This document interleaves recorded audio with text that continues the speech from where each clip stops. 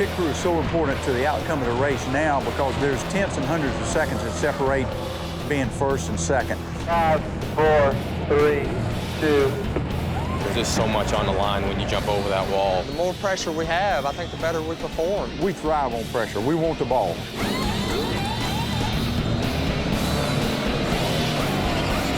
Danger, you accept that when you put the fire suit on. Just part of the job.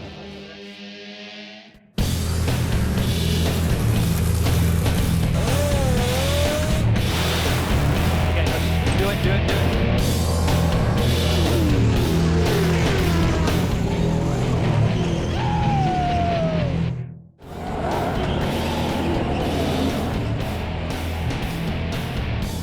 This is NASCAR, the biggest motorsports racing series in North America, with average team operating budgets of $15 million per season, with over $4 million on the line at every race, with more viewers in North America than any other professional sport on television, and merchandising numbers to match. Everything about NASCAR is big, including the pressure. Each year, 43 teams will battle over 10 months and 36 races to win the prestigious Nextel Cup, the highest award in all of NASCAR. Nobody knows the pressure better than driver Kyle Busch. Today, at the Michigan 500, 21 races into the current season, he sits in 5th place. Now, every point, every pit stop, every checkered flag counts.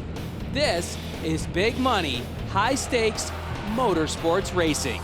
And every member of this 22-man pit crew has been hired to do a job, to win races. Each one knows that the championship is now within reach, and the pressure is on. We're supposed to have a 9 o'clock practice this morning here, Saturday morning, but we've got a little weather, a little rain that blew in last night, so we're waiting for that to blow out. We've got the jet drivers on the racetrack now trying to dry it out, so hopefully we'll get on there within an hour or so. Currently in the point standings right now, we're 5th in points. I think we're about 8 points out of 4. With 4 races to go after the chase, it's very tight. The competition's unbelievable. After the first 26 races in a NASCAR season, only the top 10 teams are eligible to win the Nextel Cup. This competition, in the last 10 races, is known as the Chase. With 4 races left to the Chase, this is NASCAR racing at its most intense. A mistake now could ruin any hope of winning the championship cup for the number 5 team. The points battle's tight right now with 4 to go, and this will be a real pivotal race. Today, the number 5 team gets 2 on-track practice sessions before tomorrow's race final. 2 chances to get their cars as fast and safe as possible for Kyle. This pressure falls on the shoulders of only 6 men who will work directly on the car today. This is where they earn their money. Did you finally do that deal in the window there? Oh, yeah. I work for the Kellogg's number 5 Chevrolet with Kyle Busch that drives it, and I am the car chief. I work underneath Alan Gustafson, crew chief, and he tells me what he wants to happen to the race car, and I make sure it happens with the other 5, 6 guys that work with me. Okay, we go back up or down.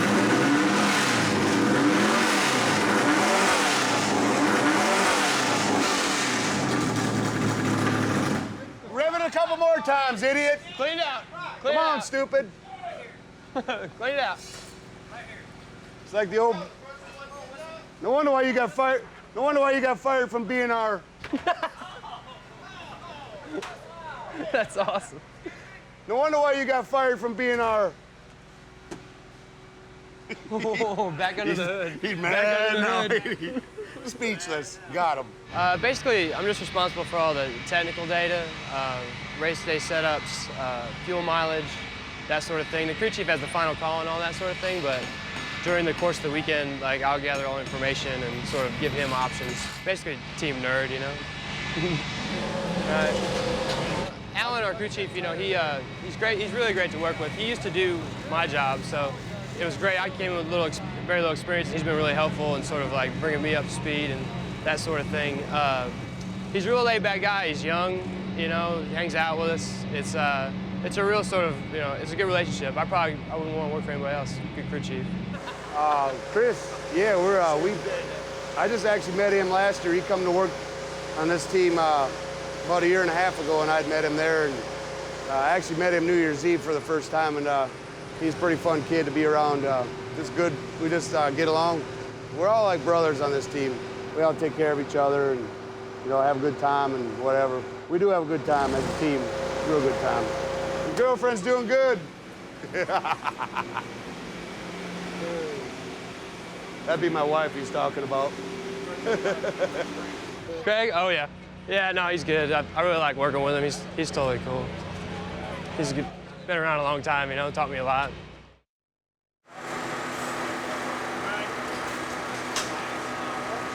Well, yeah, we're parked next to the AAA car, Ford Fusion and Mark Martin.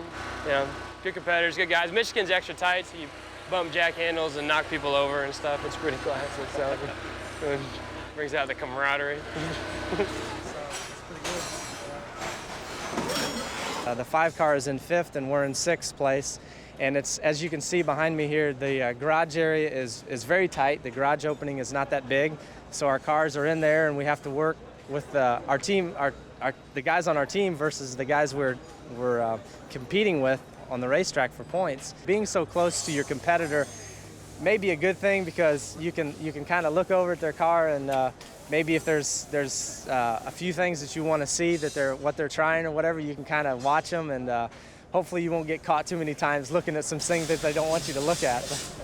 It's definitely a NASCAR-initiated situation. Like, they want it like that, and they want us to sort of self-police each other. So we're definitely looking under each other's hoods and watching people pull springs, and you do a certain extent to kind of cover some of that up, but sometimes you'll walk around with stuff that's not representative at all because of it. You know, you kind of lead somebody down the primrose path a little bit, but, you know, there's a whole another avenue, but yeah, it's definitely on purpose, and it definitely works, you know, like, it gives us ideas. Even if you're wrong, it'll get you thinking about something else and lead you in a new direction. So it's a pretty big contrast to other series that I've worked in where everything's secret and tents and covers and all that. NASCAR takes away all that. We're there to do a job, and we're competitive as well as the 5 car is very competitive. And we just have to do what we can do to get our jobs done. And our number one priority is trying to get our car faster than the 5 car. I think we got to swap rears, dude. Go back to race practice springs. I gave him the list, he okayed it, so. Well, this is yeah, ask him about it. So I wouldn't flip it around just yet. Well, I'll just put him in on the ground anyway. Oh, you will? All right. Yeah.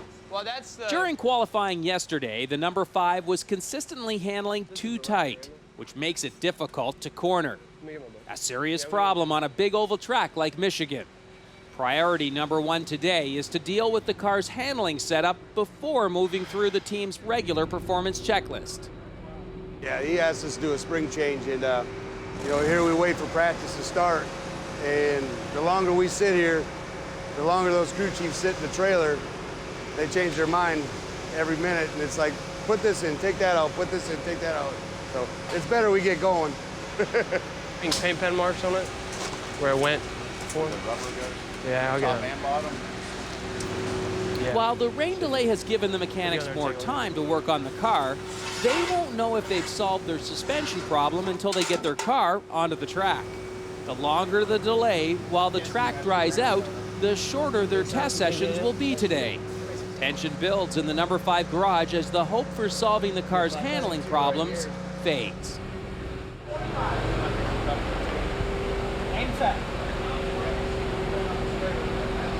Officials just walked up and said we're going to go on the racetrack in 15 minutes.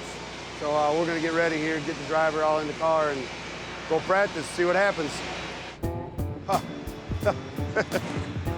Kyle's a good kid. He's probably one of the best wheelmen in the garage area for his age, especially. He's going to have a long, long career ahead of him. The faster, the better. You know, he just wants to win races, and Kyle's real good. He complements our work very well. You know, he makes us look good when he's out there running up front. So we're friends away from the racetrack as much as we are at the racetrack. He has us over for pool parties and stuff like that, and so we're pretty tight. When we practice yesterday, we got a read on our car. read on the balance, what we're going to struggle with. We were tight yesterday. So the car didn't want to turn the corner. So yesterday afternoon and last night, we came up with, 5 or 6 configurations. And we're going to try these different suspension components, different aerodynamic components to try to make our car handle better, get a little more speed out of it. In practice today, the goal will be for us to get the car comfortable as we can for Kyle. He's got to be comfortable to go 500 miles to keep that car up front. In Michigan, it's kind of unique. It's hard to see the racetrack. It's a 2-mile racetrack. So what I'll do is I'll go on top of the suites on the infield side of the racetrack. And in that way you can see the majority of the racetrack from there and get a good perspective on how your car looks, how it looks like it's handling. Kyle will give us the feedback. I can compare what he's saying to what the other cars look like or the fast cars. So it's nice to go up there just kind of get a look and see visually where you're lacking for speed or where you're good for speed or how you stack up to your competition. Typically, each NASCAR practice session is 1 hour long, separated by a couple of hours to allow for wrenching before the next practice session begins.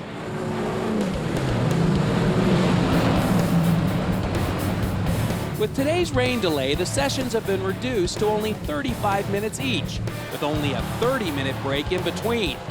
This gives the number 5 pit crew about half the time they had counted on to adjust and track test their new setup.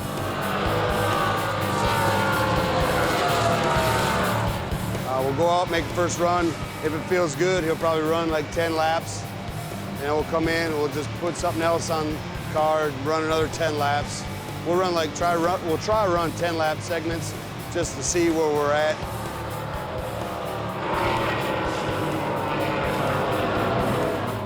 We'll just, like I say, we'll throw a bunch of stuff at it. Shocks and springs and sway bars. Just, like I say, go back and try to get it as comfortable as we can for him. The environment, hot, sweaty, greasy, dusty, it's a little bit of everything. It's sort of nothing but distractions, so you do what you can to focus and just try to, get it done, but it's definitely a unique working environment. I mean, you definitely can get run over, that's for sure. Big cars coming down to the garage, you just gotta keep your head up, and so it's part of the fun, in my opinion.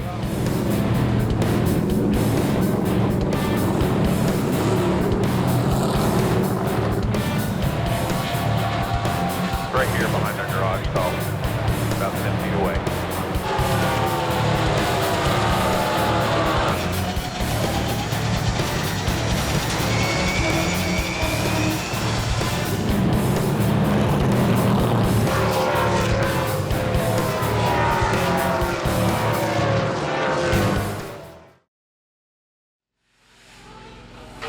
With the weather delay, there was very limited time between the 2 practices, probably 30 minutes. So usually we'll have 45 to an hour or a little more time till we can make the adjustments in time to make out in time to start the next practice. And we were a little bit late getting out there, about 5 minutes or so because of the short time period between the practices. And our practices were shortened a little bit there too. I don't know exactly how much time we lost, but due to weather. Normally what will happen when I try to do that stuff is I'll be tight with the front, but then I'll unhook the back, so I'll be trying to turn it down. Kyle reports back to the crew that the handling problem is still there and that he's having a lot of trouble maintaining the car's stability in the corners. The pit crew now has only one 35-minute practice session left to get the car handling properly. We decide what we're going to do to the car by his feedback, and we just listen to him, and he talks to the race engineers, and he talks to Alan, and then we just cipher out what we got to do, what is our best change that we can do for that certain situation. All right, Josh, let's see what we got here, bud.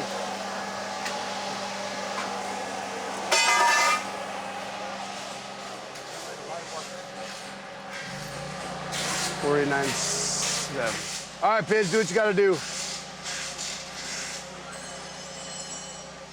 The biggest thing is being able to trust your guys and, having that trust within them, because you want to make sure you're getting into a piece that's safe. You don't want to get into a race car where things are going to fall off it or something's going to break or things like that. I mean, you're going to have stuff that breaks just because it's a parts failure, but you don't want to have any mechanical problems due to, somebody not, tightening up a certain bolt or nut or something like that. So The biggest thing is to have that within your guys and to be able to, get in that race car with true belief that you're going to be able to go out there and perform. The 6 car and the number 5 car are pretty competitive, but our driver is a veteran and very experienced, so hopefully our experience will prevail and we can outfinish the 5 car this weekend. And hopefully we're in the top 5, ahead of the 5 car. Kyle Busch is a very good background. He's run different types of races and different types of cars. Him being young and Mark being experienced, Mark has been around this style of car for a long period of time.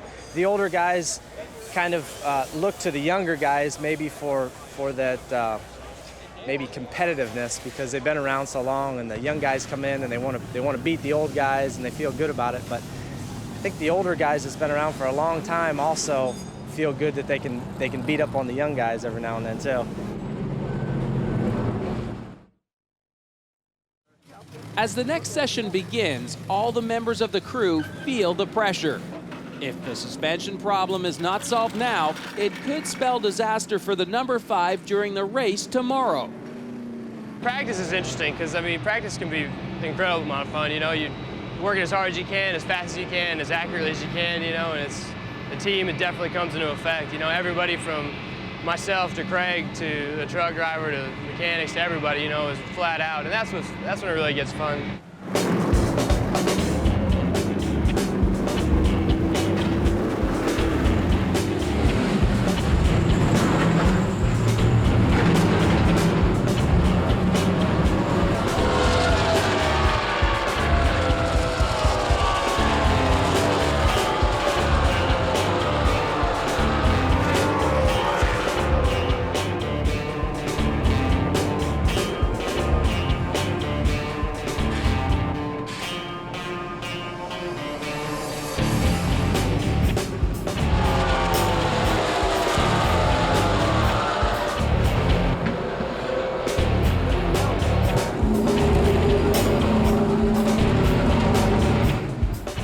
Second time we came in, we did we went back on some rear spring stuff, went back on part of the shock, and did another step on bite, and it worked again, so not too bad.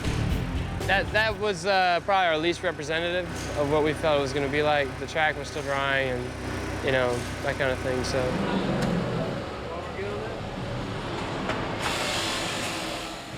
Practice stinks when you're not doing so well, We're trying to maintain a good attitude and not get too down about the whole thing, but it's definitely got its ups and downs. So we feel if the weather holds like this, kind of cloudy, gray, we'll be able to count more of that practice. But right now we're just trying to get the balance of what we were like at the beginning of the second practice. It was a little closer to where we think we're going to be.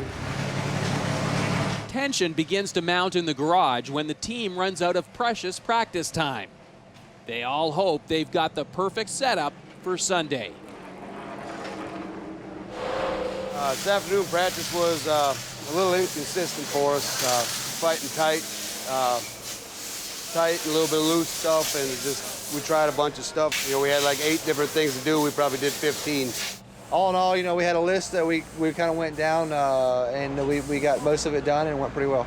Started the second practice.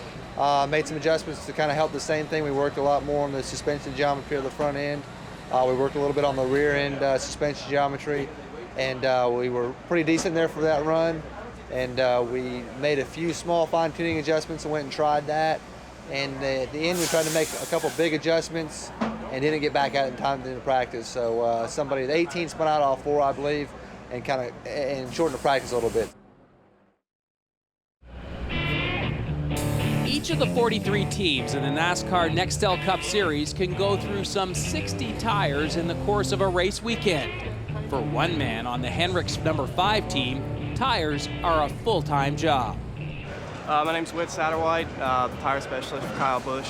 I've been at Hendrick for a little over a year now, but I've been involved in racing pretty much my whole life, and I've worked for another NASCAR team and learned a lot there, and just carried all my information over here, and one of the best Nextel Cup teams here. There's probably 10 sets of these depth holes around the tire, and all of them are kind of different depths the way they size the tires. So we pick one, and what I'll do is before the race, you know, or right now, is I'll mark the set of holes that we're going to measure from. And then that's kind of our pre-wear. And then we put it on a graph kind of. It just shows the wear of the tire and how the car's performing. You can tell a lot just by that, you know. Whether he's loose, tight, too much camber, not enough. And, you know, relay that information to Alan. And he can actually, you know, make race calls to what's going on, you know, with air pressure and everything else, because the way the tire's wearing, a little bit of air pressure adjustment can help, you know. If it's wearing too much over here, you take a little air out, fix the solution, you know. I kind of like doing tires. I like reading the information, you know. It's kind of a challenge to me to take a tire and, you know, all the data you record off of it, then you make a run, you come back in, you try to figure out what the car is doing just by looking at numbers and graphs and everything else. And I say that's the most challenging part, you know. And if you can actually find something that'll help, you know, find that extra thousandths of a second, it's worth it. And that's pretty much what I do. Yeah, actually, I just do Kyle's windshield during the race, you know. We got a pole with a sponge on the end, and you just stand behind the wall and just, you know, clean the windshield and get it all clean for him. We can actually go over. And then, you know, we can give them stuff like a bottle of water, but that's about all we can do, you know, just get the bottle of water and get back over the wall pretty much. I'm only 21, so go ahead and do the traveling and everything while I'm young, and then eventually settle down, maybe just work in the shop, so that's pretty much it. Yeah, you look around, they're everywhere, man. It's kind of hard to work, you know.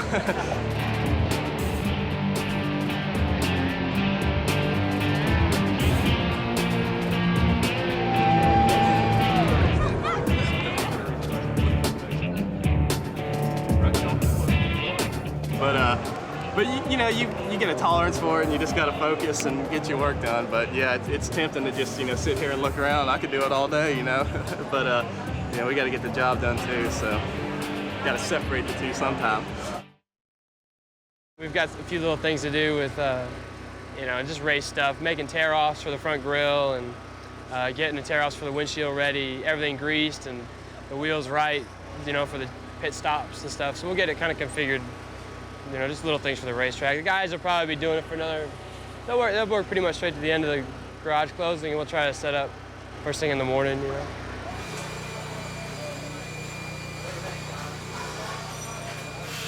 Welcome to Jiffy Lube. NASCAR style. Right now they're basically just going over a pre-race checklist. They're going to check all the components. They'll check out all the suspension components. They'll make sure all the nuts and bolts are tight. So they'll torque everything. They'll go through the engine. They'll do some routine maintenance. We're fixing a few little things on the body where we had to fender rubs, tire rubs that we had to beat up and massage on. So that's just a pre-race right now. We're making a few race adjustments, and the mechanics are just getting the thing ready to go.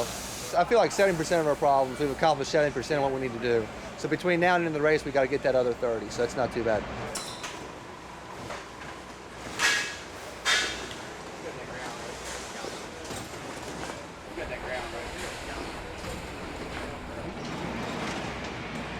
Well, it was a tough day here at MIS for us today. We struggled a little bit, but I think we found what we need here to go in for tomorrow's race. So off to the hotel and be here bright and early tomorrow morning and see what happens tomorrow afternoon.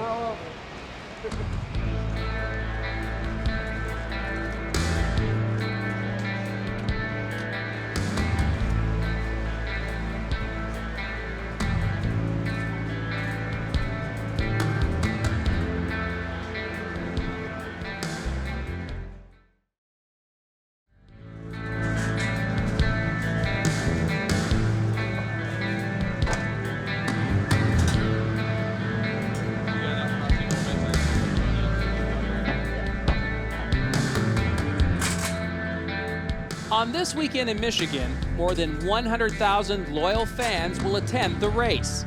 Over 6,000 gallons of fuel will be burned, more than 2,000 tires will be turned, and millions of dollars will be spent. The pressure of NASCAR is intense, and today that pressure moves from the garage to the pits, where 8 select members of the 22-man pit crew will go over the wall. These men need to be every bit as skilled as the driver. If they make one mistake, lose half a second during a pit stop, it could cost the entire race. For these men, pressure and danger are the fuel that makes them run. Like, when we come on Sunday, our primary job is just set up pits and make sure everything's in working order out here for when the race starts. It takes us about 45 minutes to an hour to set everything up. Yeah, this is actually a pretty good pit stall, only because, say we're running 8th and we come into our pits, well, there could be 4th, 5th, 6th place cars pitted behind us. Well, if we knock out a good pit stop here, we have a better chance of just jumping out in front of them, because they're not going to run him over. They're actually going to have to hit their brakes, and that's just more spots that we can gain.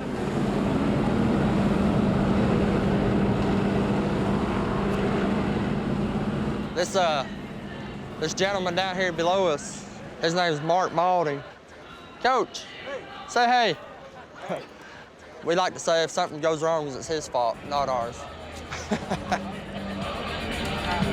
Thanks, man. Oh, Appreciate it.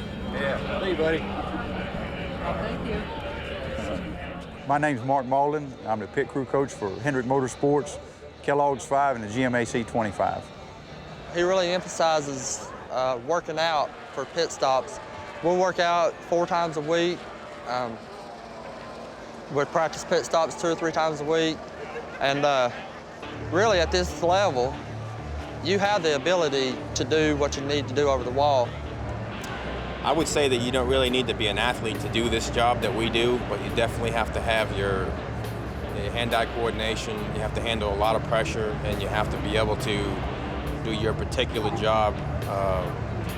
You need to train for it. You can't just, not anybody can do it. I feel that the pit crew is so important to the outcome of the race now because the cars are so close. There's tenths and hundreds of seconds that separate being first and second. If we can gain some spots on pit road with good pit stops, get the car in and gain a position or 2, and the car can hold it, then we've done our job. 5, 4, 3, 2.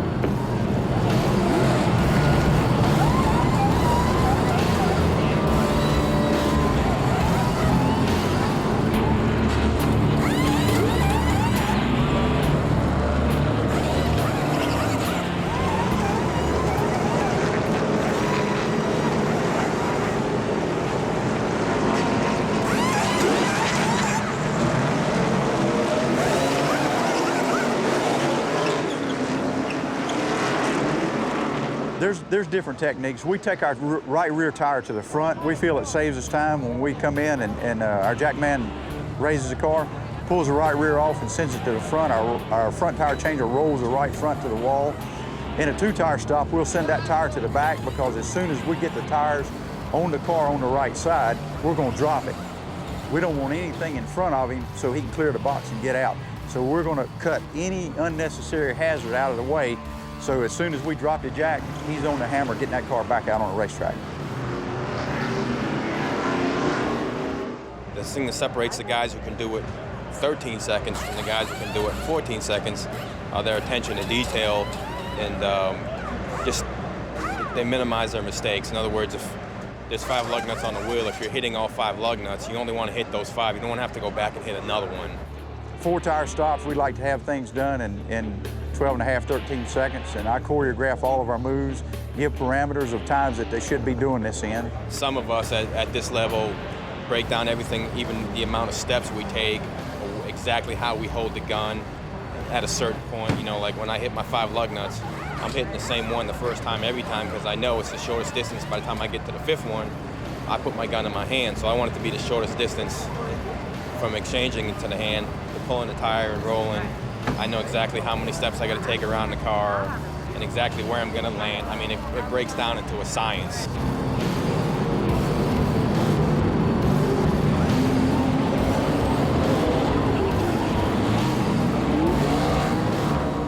You know, I got experience over the wall that I can lend to the guys that I work with now, but it's gotten so important, again, and I think it's money driven. I think the sponsors expect so much from us as a race team that any part of what we do is under the microscope all the time. And if the pit crew hurts a car, then we're going to have different pit crew people. If the shocks are not performing the way they should be on the car, then there's going to be a different shock man. If the driver can't get it done with all the stuff, then there's going to be a different driver. A crew chief, same way. But I do think it's money driven. You know, they're paying so much money that they expect us to perform so well. Everything's under so much scrutiny. That's the pressure we feel. You definitely got to learn how to handle pressure because there's so much on the line when you jump over that wall between letting your teammates down, letting the driver down, the sponsors. If you come in first with 20 laps to go, anything other than going out first, you're letting the team down if you make a mistake. 5, 4, 3, 2.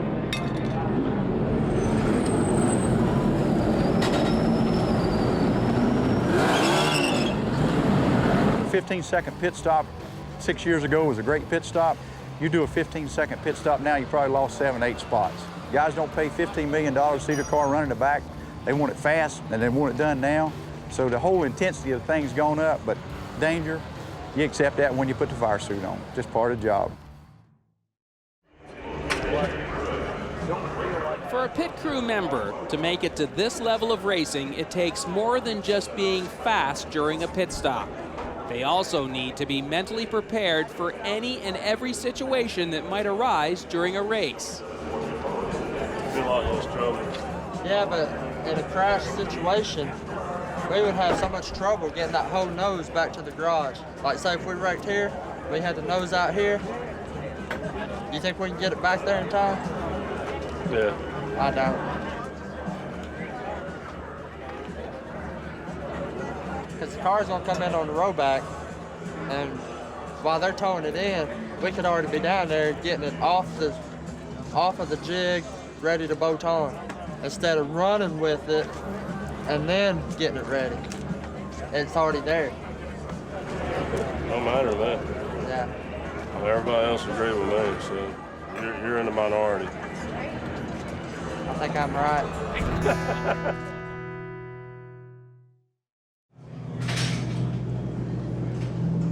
After all of the work the number 5 pit crew have been through this weekend, they have one last test before the race. A grueling tech inspection must be passed by every team before their cars are allowed on the track. NASCAR has some strict regulations for the cars in their series. There are 2 inspection areas that everyone must go through. In the first garage, officials examine every detail of the car, from its engine to its weight. The goal here is to keep all the cars equal. No one gets an advantage. 10:45 Sunday morning here at MIS. We got Delphi Chevrolet here in tech line here to go through for final inspection before the start of the race here this afternoon. So we will see what happens here in tech line. Hopefully everything goes good and line them up out there on the racetrack and get ready for the race. Oh, they check our weights, check the heights, check templates, stuff like that. So just make sure everybody's on an even same page so there's no advantages anywhere. Best case scenario is you make it through for one time.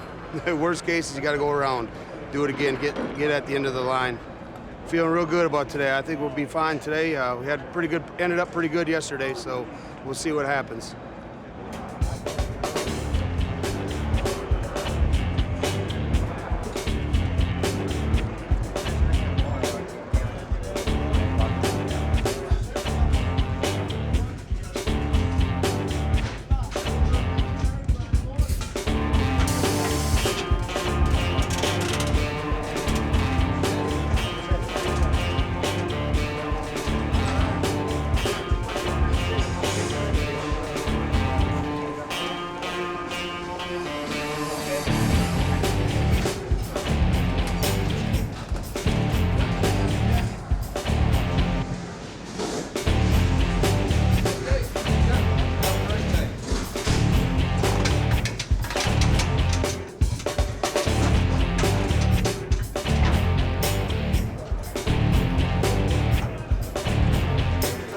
The final stage of the tech inspection takes place at the entrance to the racetrack. Here, officials make sure that the car's chassis meets the rulebook standards.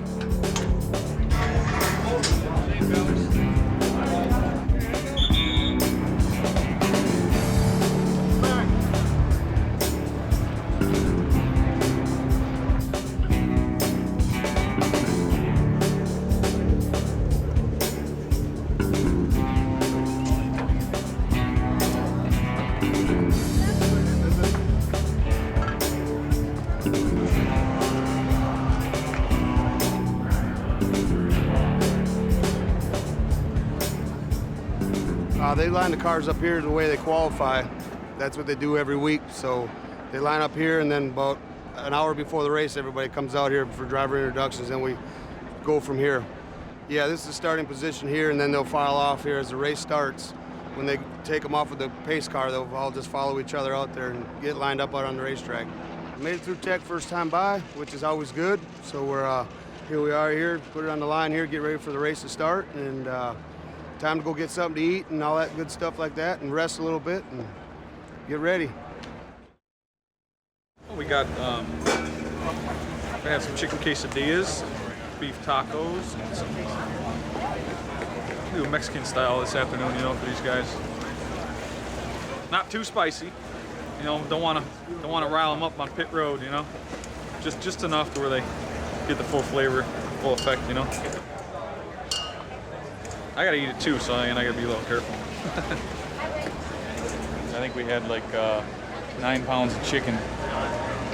Diced it up, it works out pretty good, you know. We eat better on the road than we do at home. That's true. It's very true. That's true. I think I eat more takeout when I'm at home. Oh yeah, gotta do something to kill time here. Getting ready, waiting for the race.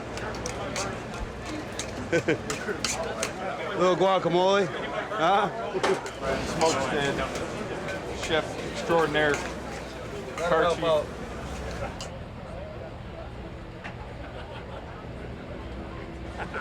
Tom Stewart is the greatest engineer of all time.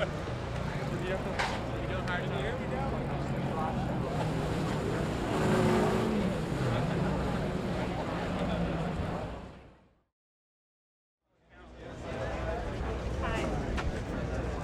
Good luck. This is for somebody who has you as #1. Our driver, Mark Martin, which is driving for Roush Racing in a Ford Fusion, has a lot of good experience at this racetrack. He's run well, and usually we run right on the bottom on the white line. So hopefully our experience, we can outrun the 5 car, and Kyle Busch, maybe we can count on not so bad luck, but maybe good luck for us and not so good luck for them, and we'll finish ahead of them. This stage right now is in between relaxing and putting your game face on and trying to get serious about the race and focusing on, for me, it's pit stops and what kind of adjustments we're going to make on the race car during the race, and hopefully everything will go well for us. With only a short time left to the race, drivers and their pit crews move towards the starting grid. For the number 5 team, who are having their best season ever, this round is crucial because only the top 10 drivers make it to the championship. It's called the chase, but with competitors hot on their heels and only 4 races left to the chase, they can't afford to make any mistakes. I think this race is real important for us because it's a new territory for us. We haven't been 5th in the points this close to the end of the season ever. In fact, we haven't been in the top 10 until this year, and I think it's due to the pit crew. I think it's due to the team. I think it's due to the driver. What up, buddy? Frosted Flakes. Wait, I don't like them. I like Frosted Flakes. Ken? I like them all. I'm more of a Cocoa Puff. Ken? Well, now you hurt his feelings, Sheldon. Now he's going to be real mad. I'm just going to have to win the race for myself. Kyle's got a phenomenal amount of talent. He's maturing so much as a driver. It's unbelievable from last year to this year how much he has matured and what he's doing. I think if we keep our head in the game and he keeps his head in the game, he'll be a Nextel Cup champion real soon, and probably will be for a long time.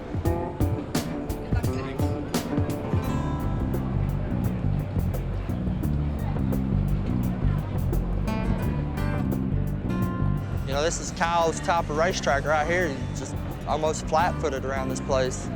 You know, these last 4 races, it's pretty tense. You know, it's special to be a part of because that's what I like about our team. I think our team, you know, the more pressure we have, I think the better we perform. And, you know, with 4 races left to go, I think we're in a really good position. We're sitting 5th in points. Mark Martin is a very competitive driver. I've worked with him for 7 years at Roush Racing, 5 in the Nextel Cup Series, and he's probably one of the guys that's been around the longest. So hopefully our experience will prevail and we can outfinish the 5 car this weekend. You know, if we come out of here today with a solid top 5, top 10 finish, you know, we'll feel a lot better going into Bristol next weekend.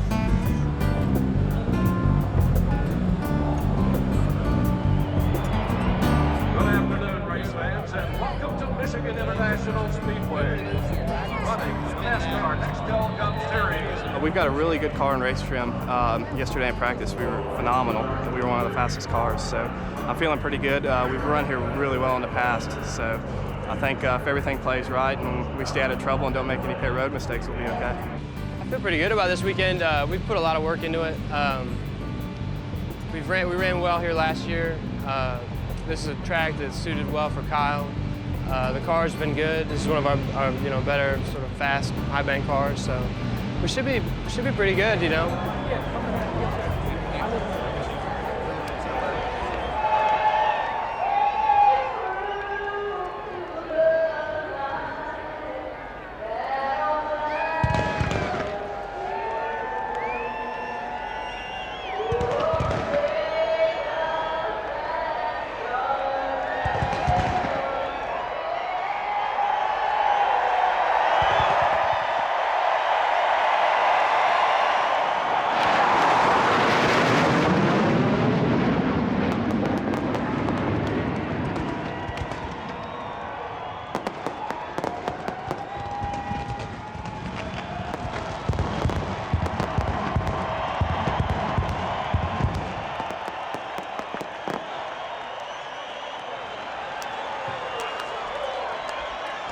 Just here on Sunday, ready to go. All the work's out of the way. All the preparation's done, so time to race, time to get after it.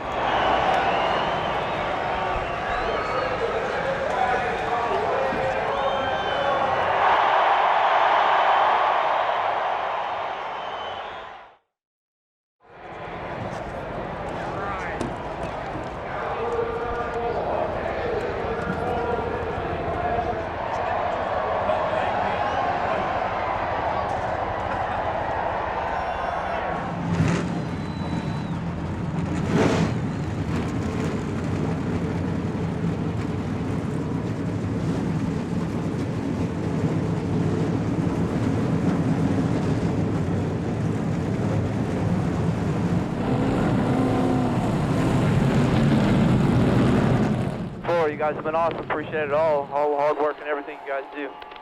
Last week was that was some proof of that. You know, we're not here to go down easy. We're gonna fight. Let's have some fun today. Let's go get the charm.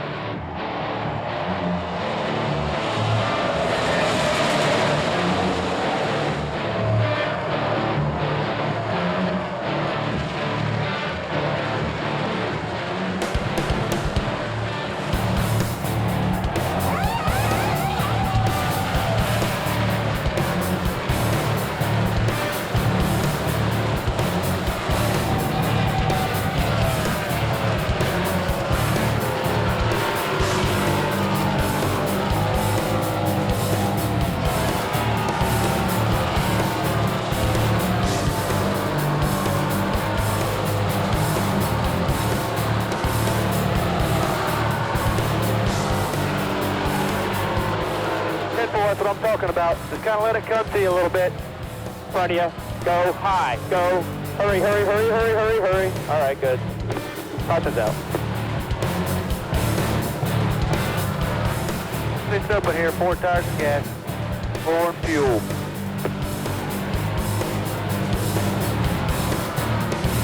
Getting into 1. Pretty good down on the bottom. Cuts good through the center. Pretty good up off. 1 and 2 happy with. 3 and 4 not. A caution flag is out on the racetrack, and the cars head in for the pits. No passing is allowed during a caution, so a fast pit stop is the only way to get ahead of the competition. This is the moment the pit crew have been waiting for. Kyle is currently in 5th place, If he can pit faster and get out faster than any of the 4 cars ahead of him, it could give him the advantage he needs to win. 5, 4, 3, 2.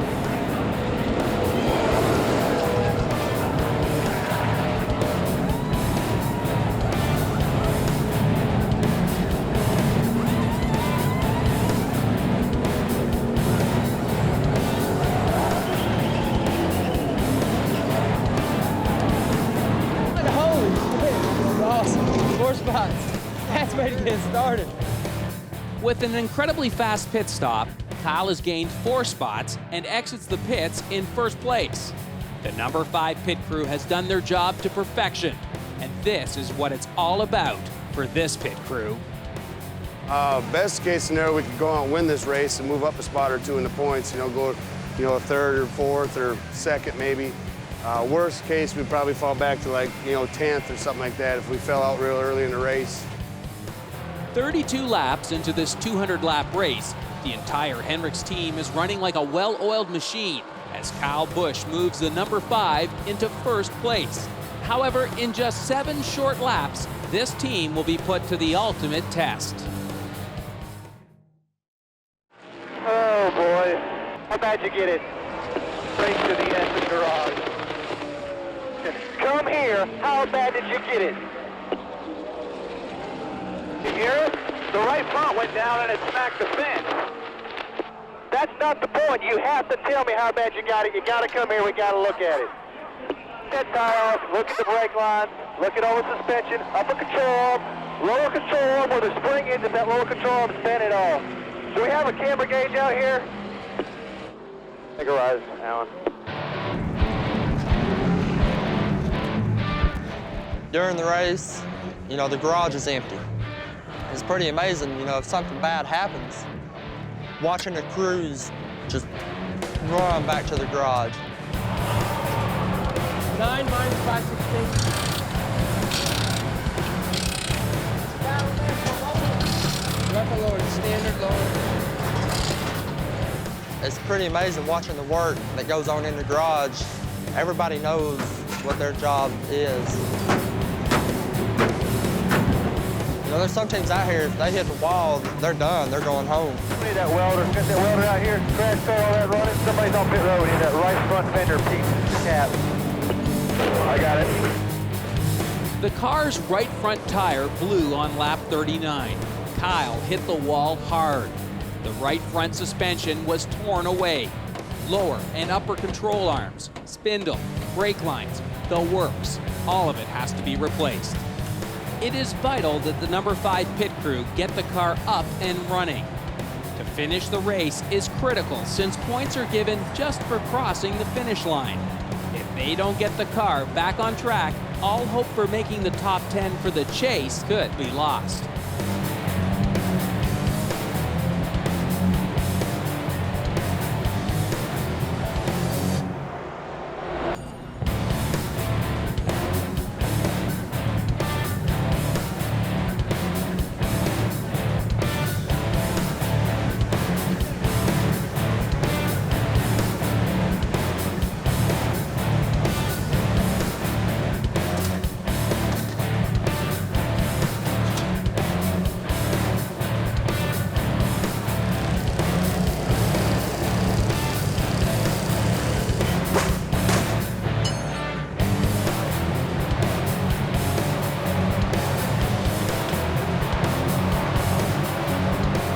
You want to top this thing off quick?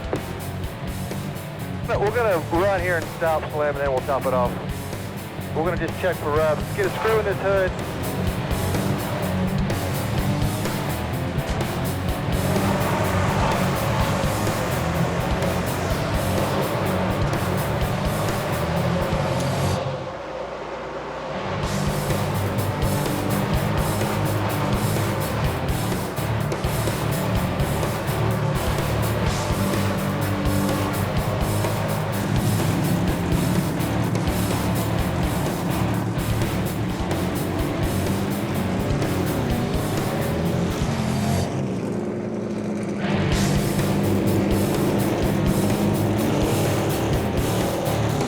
The people we hire are veterans. they've been around, they've seen just about the entire spectrum. Pressure's not pressure. We thrive on pressure. We want the ball, you know, when it comes our time, because that's all the recognition and the contribution that we make to the race car. We want it, you know, bring it. The more the better for us.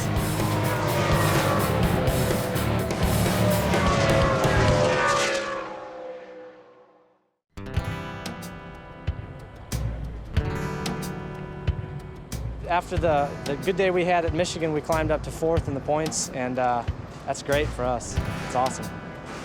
The situation with the 5, I'm not sure what happened or what caused it. I know they got in a wreck and hit the wall, I believe down in turn 1 and 2, which was unfortunate for them because they were, I think they were 5th in the points, and it was a big hit for them. But somebody else's loss is somebody else's gain, so we'll take it however we can get it, and we'll go on and move to the next race, and it'll be a victory for us, hopefully, in the end.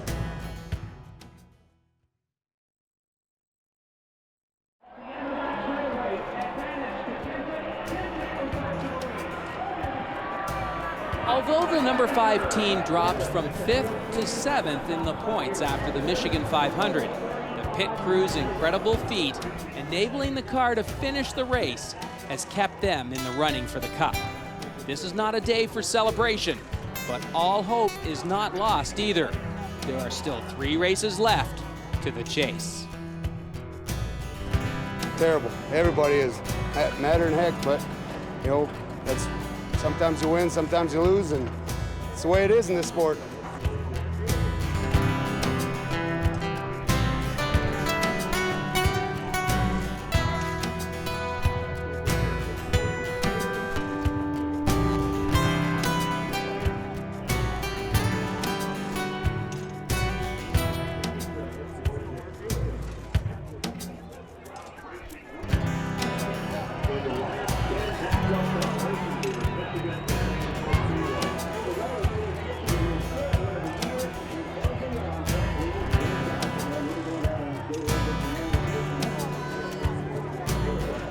As you guys can see, today didn't end up the way we wanted to end up. We had a good start of the day this morning. Hit the wall about 40 laps into the race, tore the right front suspension off it, lower control arm, upper control arm, spindle, brakes, brake lines, bent the rear end housing. Had to replace all that stuff, lost a whole bunch of laps doing it. So obviously this is your worst case scenario at the end of the day right here. So we'll go to Bristol next weekend and see if we can get it back.